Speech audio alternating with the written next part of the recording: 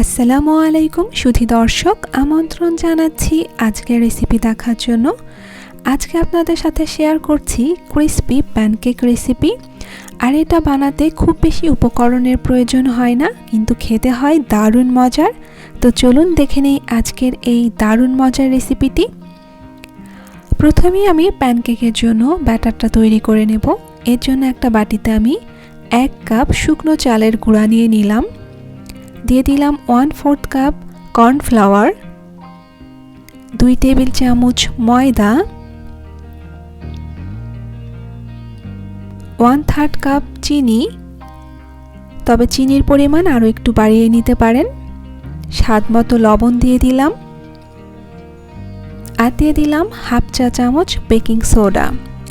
অবশ্যই baking soda ব্যবহার করতে হবে, বেকিং পাউডার নয়। এখন এই শুকনো উপকরণগুলো খুব ভালো মতো একটু মিশিয়ে নিচ্ছি। মেশানো হয়ে গেলে এর মধ্যে আমি একটা স্বাভাবিক তাপমাত্রার ডিম দিয়ে দেব। ডিমটা যদি ফ্রিজে থাকে তাহলে সেটা বের করে স্বাভাবিক তাপমাত্রায় নিয়ে এসে তারপর ব্যবহার করতে হবে। এখন এর মধ্যে আমি মেজারমেন্ট কাপে 1 কাপ তরল দুধ দিয়ে দিলাম। আর এই তরল দুধও কিন্তু স্বাভাবিক তাপমাত্রারই হতে হবে। এখন এগুলো খুব ভালো মতো একটা হ্যান্ড হুইস্কের সাহায্যে মিশিয়ে নিতে হবে যতক্ষণ না চিনি গলে যাচ্ছে। আর ব্যাটারের ঘনত্ব কিন্তু ঠিক এরকমই হতে হবে। এখন প্যানকেক বানিয়ে নেব। এর জন্য চুলায় একটা পাত্র বসিয়ে দিয়েছি, চুলার জাল অন করে দিয়েছি, আর কিছুটা তেল প্যানে ব্রাশ করে নিলাম। অতিরিক্ত তেল টিস্যুর সাহায্যে মুছে নিলাম। চুলার জাল এখন কিন্তু একদম লোতে রাখতে হবে। কিছুটা ব্যাটার নিয়ে চামচের সাহায্যে ঠিক এরকম ঘুরিয়ে ঘুরিয়ে পাতলা করে এগুলোকে ছড়িয়ে দিতে হবে। ছড়িয়ে নেওয়া হয়ে গেলে এর মধ্যে আমি কিছুটা চকলেট দিয়ে দেব। তবে চকলেটের পরিবর্তে আপনারা বাদাম কুচি অথবা নারিকেলও ব্যবহার করতে পারেন।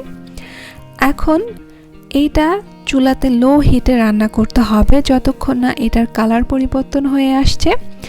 যখন এরকম হয়ে আসবে তখন এইগুলো চারি সাইড এরকম ছাড়িয়ে নিয়ে এটাকে ফোল্ড করে নিতে হবে। আর আপনারা হয়তো দেখেই বুঝতে পারছেন এটা ঠিক কী পরিমাণ ক্রিস্পি হয়েছে। ঠিক একইভাবে সবগুলো প্যানকেকই কিন্তু বানিয়ে নিতে হবে। আর অবশ্যই মনে রাখবেন, চুলার জাল যদি বাড়িয়ে এগুলো তৈরি করেন তাহলে কিন্তু এগুলো ক্রিস্পি হবে না, নরম হয়ে যাবে। তাই চুলার জাল লোতে রেখে এগুলোকে এরকম করেই তৈরি করে নিতে হবে। আর ঠিক একইভাবে সবগুলো প্যানকেক আমি বানিয়ে নেব। এখন দেখিয়ে দিচ্ছি প্যানকেকগুলো বানানোর পরে ঠিক কীরকম হয়েছে। এগুলো কিন্তু অনেক বেশি ক্রিস্পি হয়েছে, আর এগুলো কিন্তু খেতে দারুণ মজার। ছোট থেকে বড় সকলেই এটা অনেক পছন্দ করবে। তো আজকের রেসিপিটা কেমন লাগলো সেটা কিন্তু আমাকে অবশ্যই কমেন্টে জানাবেন। পরবর্তীতে এইরকম নতুন নতুন রেসিপিস পেতে আমার চ্যানেলটি সাবস্ক্রাইব করে পাশে থাকবেন। আজকে এখানেই শেষ করছি। সকলে অনেক ভালো থাকবেন। আল্লাহ হাফেজ।